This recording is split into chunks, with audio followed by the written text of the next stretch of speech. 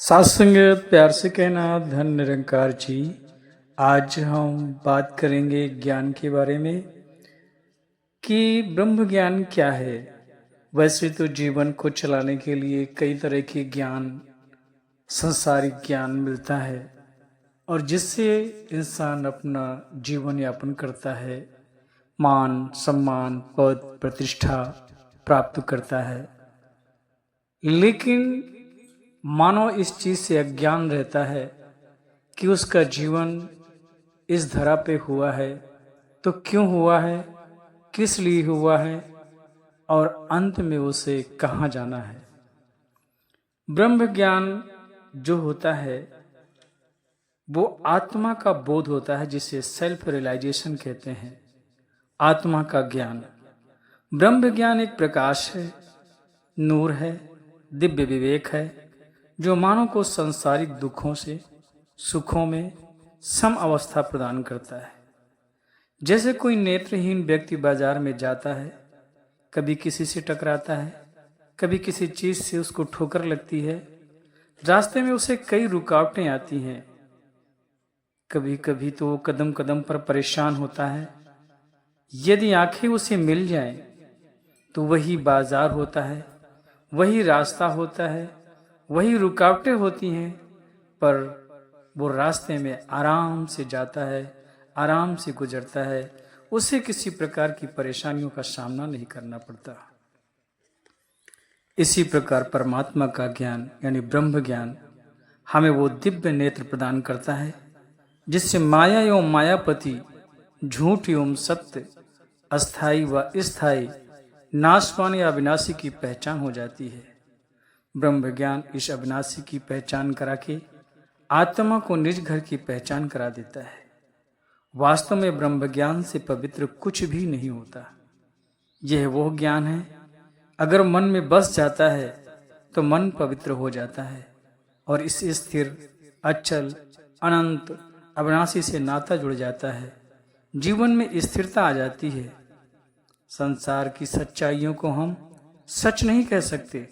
जिस तरह से संसार क्षण भंगुर है, उसी तरह संसार के साथ जुड़ी हुई सच्चाइयां भी क्षण भंगुर हैं।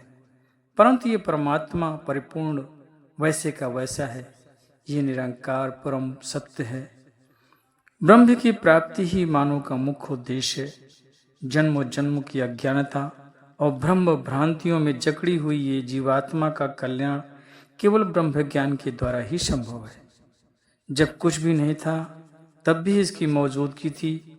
इस संसार में, ये ब्रह्मांड में, कायनात, सौरमंडल, ये तारामंडल, कुछ भी नहीं था, केवल इस परमात्मा का अस्तित्व था।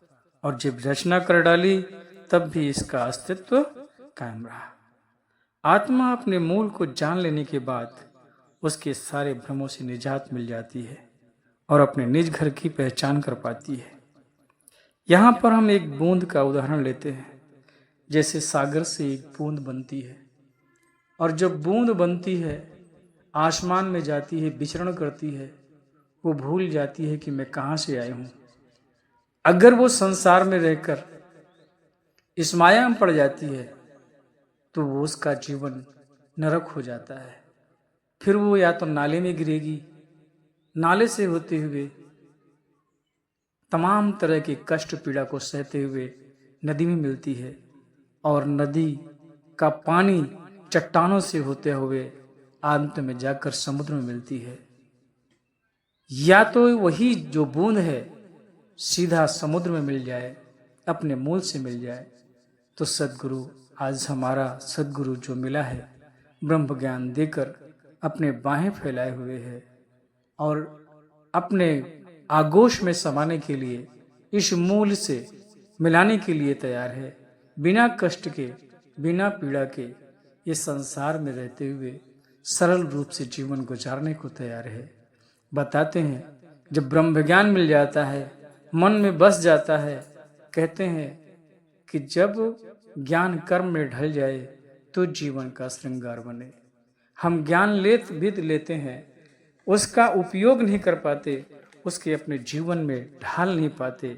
तो जब तक हम अपने उसके जीवन में ढालेंगे नहीं, तब तक ब्रह्म ज्ञान लेने से उसका कोई फायदा नहीं। ब्रह्म ज्ञान की प्राप्ति से तो सद्गुरु की कृपा से हो जाती है, लेकिन इसकी संभाल करना बहुत कठिन है।